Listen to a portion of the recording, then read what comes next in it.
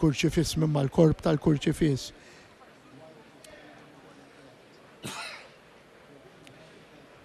Dina il-vara għandha 7 artifatti, dawn huma ir-raġġiera ta' Kristu, it-3 diademi tal-figuri l-oħra, it-tabella tal-inri, il-vażett tal-balzmu u s-sejf li jinfet il-qalb ta' Marija. Id-diadema bir-raġġi li tintuża fuq ix-xbieħ ta' Kristu msallab tmur lura għal bidu wkoll tas-seklu 19, għandha il-bol tal-konslu ta' żmien Thomas Maitland u l-marka ta' min ħadimha hija tal-Arġentier Vincenzo Cacchia de Michele. Dan huwa l-istess Arġentier li ħadem anke r-raġġiera tal-Veronika li rajna diġà. Id-diadema tal-Madalena bejn wieħed u ieħor saret ukoll fl-istess żmien meta saret ir-raġġiera tal-kurċifiss, imma saret minn arġentier differenti għaliex il-marka ta' min għamilha huwa tal-arġentier Paolo Schembri.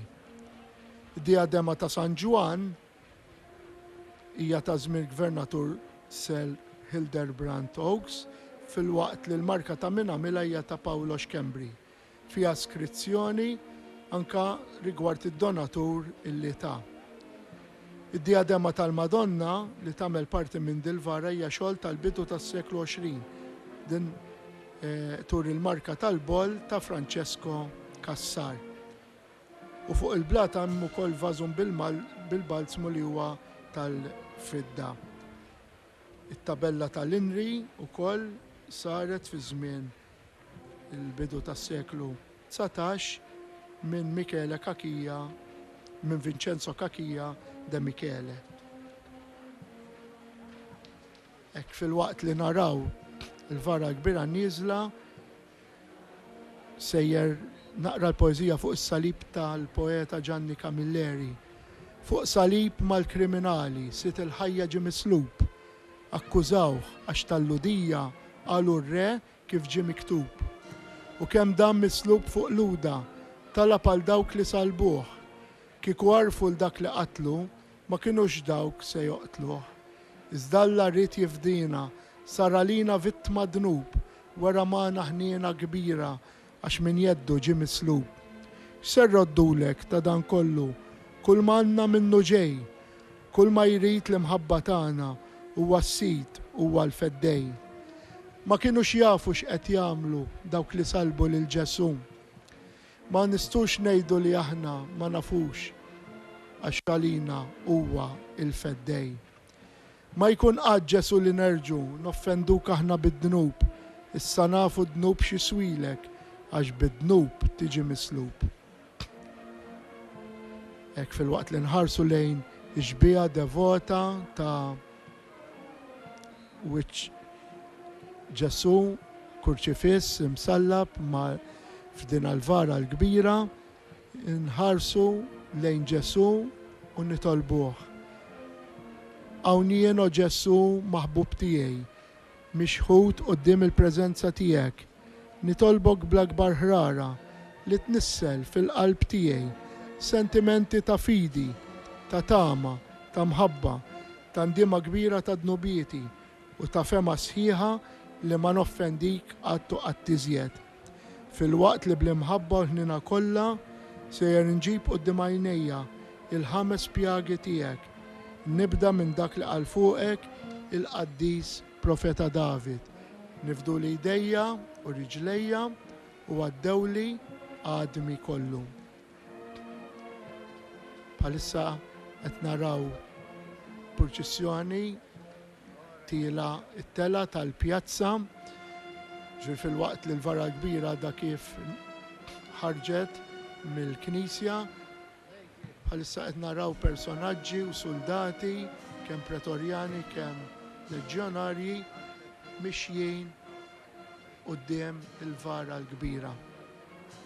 Fl-isfond nkomplu nisimgħu il-ħoss tal-banda illi issa malli il-vara l-kbira tasal fil-pjazza, il-banda tqum minn fej qiegħda bil-qiegħda u takkumpanja propju quddiem il-vara l-kbira bl-innijiet bil-marċi funebri ta' diversi kompożituri illi bħalma kelli ċans ngħid aktar il-qudiem xi wħud minnhom kienu surmastrijiet ta' din il-banda, anke oħrajn huma s-surmas preżenti u anki oħrajn illi jikdbu il-mużika u jagħmlu parti mill-banda Vittorio Zana San Lawrenz fil-waqt illi għandna wkoll marċi funebri ta' surmastrijiet barranin u oħrajn illi bħalma kien il-kanonku Alwiċ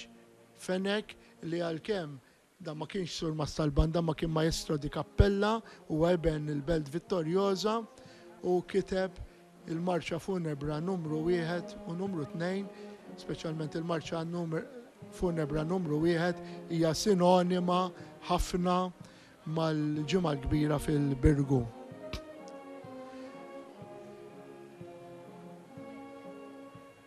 Wara l-vara l-kbira issa qed naraw ħirġa s-sodda ta' Kristu Mejjed li qudiemha jimxi anki il-kapitlu għaliex din hija biex ngħidu hekk il-vara li qed tirrappreżenta propju dak li qed nagħmlu llum il-mewt ta' Kristu.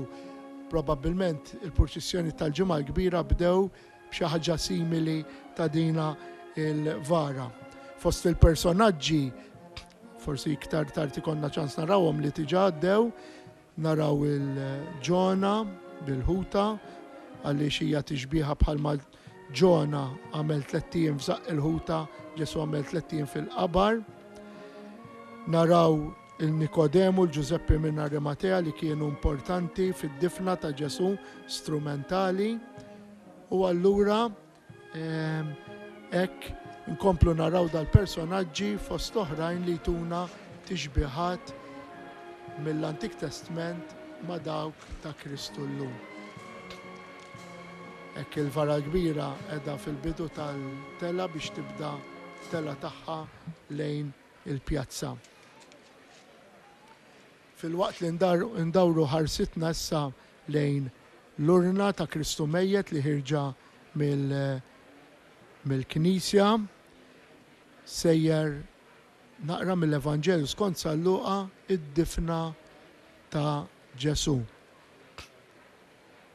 U kien hemm wieħed Giuseppi, membru tal-Kunsill, imma raġel tajjeb u ġust, li ma kienx qabel mal-membri l-oħra b'dak li rridu jagħmlu, kien minn Arimatea, belt tal-Ludija u kien jistenna is-Saltna Talla. Dammar għand Pilatu u talbu l-ġisem ta' Ġesu. Niżlu mis-salib, qiegħdu f'qabar maqtuħ fil-blat li fih kien għadu ma tqiegħed ħadd. Dakinhar kien jum it-tħejjija u s-sibt kien għoddu beda. In-nisa li kienu ġew mill-Galilija marru ma' Ġesu wara Giuseppi u raw il-qabar u kif kienu qiegħdu l-katavru. Imbagħad reġgħu lura u ħallew il-fwejjaħ u l-mirra. Is-sibt għaddew fil-mistrieħ skont il-preċetti tal-liġi. Qegħdin naraw l-urna s-sodda ta' Kristu Mejjed, f'din il-vara nsibu l-korp ta' Kristu Mejjed. Din l-urna saret fl-1750 u hija unika għaliex hija kollha kemm hi magħmula fil-fidda martellata b'diversi simboli tal-passjoni. Qegħdin naraw illi l-urna s-sena l-oħra sarilha id-drab mill-ġdid irrakkmat fuq disinn tal-artist mill-Birgu Andrew Buġejja illi jagħmel ħafna xogħlijiet anke b'mod volontarju bris il-ġimgħa l-kbira fil-parroċċja tal-Birgu. Dina l-urna wara gwerra ġiet irrestawrata x'kellha xi ħsarat u l-korp li hemm ta' Ġesu Mejjed huwa xogħol tal-istatwarju Awċi Wistin Camilleri. Dan ħa post ieħor iktar qadim illi llum jinsab fil-Palazz tal-Inkwiżitur għal-Wiri Però nemnu li anka qabel dak li kien hemm fil-Palazz tal-Inkwiżitur kien hemm korp iktar antik.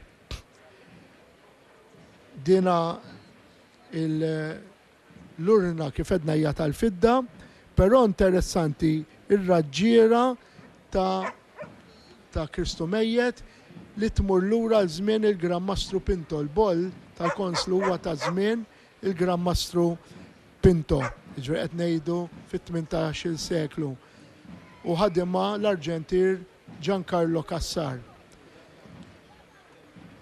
F'qabar siket, blatu kien, mistrieħ il-mulej tal-bnedmin, wara l-uġieħ u d-batija tas-salib xew kumrar, il-ġisem qaddis issa mistrieħ.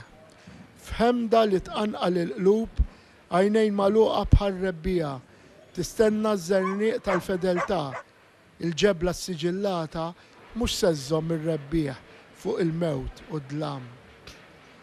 Mulej Ġesu, ejni napprezza aktar iskiet fil-ħajja tiegħi, tħallinix nagħlaq widnejja u qalbi għall-verità li skiet biss jafjurini biha. Kif qed naraw il-vara ta' Kristu Mejjed l-urna tinġar differenti milli jinġarru il-vari l-oħra. Mis-sena l-oħra l-hawn reġgħet ġiet adottata s-sistema antika illi għal xi żmien kienet inbidlet billi il-fratelli jerfu il-lasti li jkunu għamla arkata hekk u anki kif qed naraw il-fratelli kontlarju għal fratelli tal-vari l-oħra qegħdin jerfu din l-vara bil-kunfratija tal-fratellanza tal-Via Sagra għaliex il-birgu barra l-fratellanza tal-Kurċifissa u wkoll il-fratellanza tal-Via Sagra dina hija l-aħħar fratellanza li ġiet imwaqfa fil-parroċċa u kienet twaqfet fl-1876. Għal-bidu kien hemm xi problemi mħabba l-ilbies li kienet tilbes kienu jixbħu ħafna tal-kardinali, imma mbagħad wara ftehim mal-isqof din reġgħet tieħu sehem fil-purċissjoni tal-ġimgħa l-kbira u allura l-urna ta' Kristu Mejjed tinġar bl-ilbies ta' din il-fratellanza hekk biex infakru wkoll fil-fratellanza tal-Via Sagra.